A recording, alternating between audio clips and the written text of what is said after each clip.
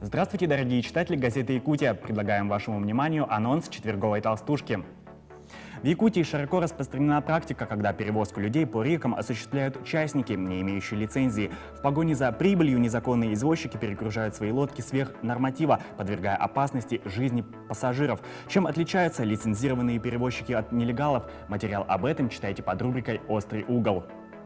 С начала 2017 года одиноко проживающие неработающие пенсионеры Якутии смогут получить компенсацию на оплату взносов на капитальный ремонт. Куда обращаться, а главное, как правильно оформить заявление и какие документы к нему необходимо приложить, читайте об этом в четверговой толстушке. Якутское Саха-информационное агентство появилось накануне распада СССР, когда интернета в России как такового еще не было вовсе. Сегодня ЕСЯ – ведущий в республике интернет-ресурс, лидер по цитируемости и влиятельности. 31 августа агентство празднует свое 25-летие. О видении современного информационного пространства и пройденном за четверть века пути читайте в газете «Якутия». Будьте с нами, будьте в курсе всего, что происходит в республике.